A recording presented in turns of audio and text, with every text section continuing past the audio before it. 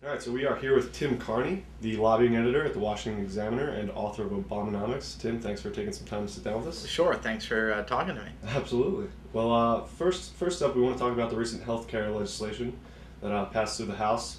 Very simply, is this health reform a good thing or a bad thing, and why or why not? Well, as my kindergarten teacher said, you should try to start with something positive. So there are good things in this bill, to the degree that it drives us away from simply an employer-based healthcare system. I think that's good. There's some provisions that do that because the market doesn't really work so much when the government is pushing people into an employer-based system, because you're never going to choose your job just based on who the insurance is, and an employer doesn't have as much incentive as the employee to pick the best possible insurance. So creating more of a market in health insurance, some of that happens with this bill.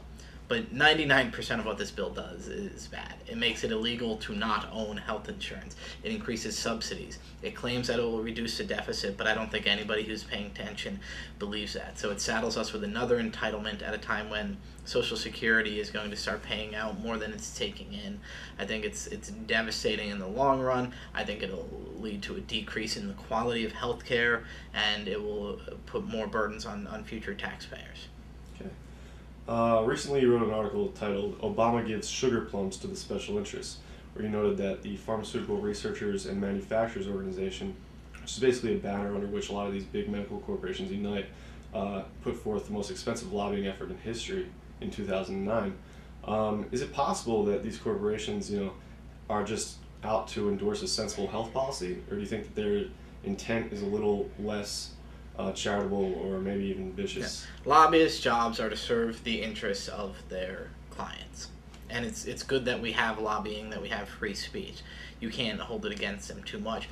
But when you see a company, the pharma that you referred to, they spent more on lobbying in 2009 than any single industry group has ever spent in a year on lobbying. And then you look at the final version of the bill, there are many provisions in that bill that help the drug industry while hurting patients. Lengthy exclusivity on biotech drugs is one example, where these higher tech drugs that are called biotech drugs, the companies will get monopolies on them for 12 years, keeping generics off the market. Regular drugs, it's 5 years. That helps drug industry profits. It's unnecessary for promoting innovation, and it hurts consumers. It will now be, if you have a health savings account, you'll no longer be able to use it to buy over-the-counter drugs. If you had been buying Advil, buy Pedialyte if your kid is dehydrated, buy Claritin. You could use your health savings account to buy that. This changes that so that will no longer be true. So it's a tax hike on you that pressures you to go and buy more expensive prescription drugs, because with the tax deduction it might actually be the same price or actually cheaper. So much of what the drug industry got from this, including more subsidies that taxpayers will end up paying for, much of what the drug industry got from this is directly adverse to consumer interests. Okay. Moving on, Nancy Pelosi, in an interview recently, accused any opposition to this health bill basically as being motivated by sympathy for the insurance companies. Is that a valid accusation? It's completely it's mostly invalid, because I think Republicans are too beholden to big business, including some of the insurance industry. Why was their main objection to this bill that passed that it cut Medicare Advantage spending? I think that's because they were worrying too much about insurance company profits. So anybody who's going to say Republicans care too much about big business, I agree. But you also have to point out the Democrats just passed a bill making it illegal to not buy health insurance. So that is about the biggest gift you can give an industry.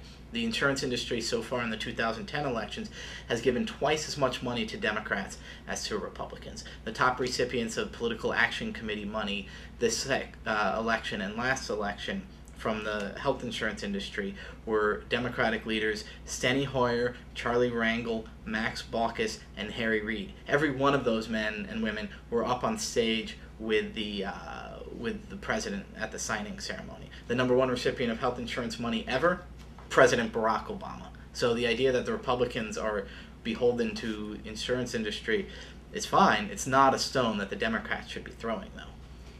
Okay, well, that actually brings me right into the next question about President Barack Obama. He's often painted as, this anti-corporate champion of the people. Mm-hmm. Has that manifested itself throughout his administration? It's manifested itself in his rhetoric and nothing else.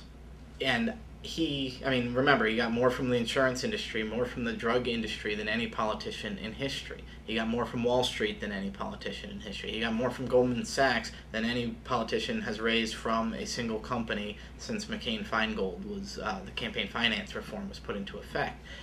I don't think Obama is sort of in bed with big business or trying to reward big business. I think that Obama's big government policy inherently serves big business because government, by adding to regulation, makes it more expensive to do business, which hurts small business. But also, whenever government's getting involved, whoever has the best lobbyist is going to win.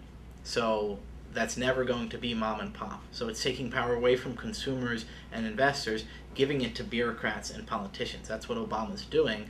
That inherently tilts the table in the direction of the big businesses. Okay.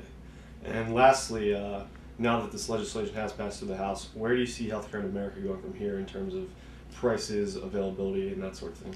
I think that prices will go up. A lot of people will get subsidies, which may make it more affordable. I think that incentive to be in the market for a lot of industries will go down because I think some profits will be made smaller but more regular. That's a recipe for industry consolidation. If you can keep making a profit forever because people have to buy your goods, but the profit margins aren't that high, that means you're going to preserve, the consolidated market, or it's going to be more so. So that'll be good for existing big businesses. But in the long run, I do think it's going to lead to a single payer plan, because right now we're required to buy health insurance. Insurance companies can't say no to anybody, and they can only do so much sort of price differentials. So it's effectively a transfer of wealth from young healthy people to older sick people. That sounds like socialism, but there's somebody in the middle taking a profit.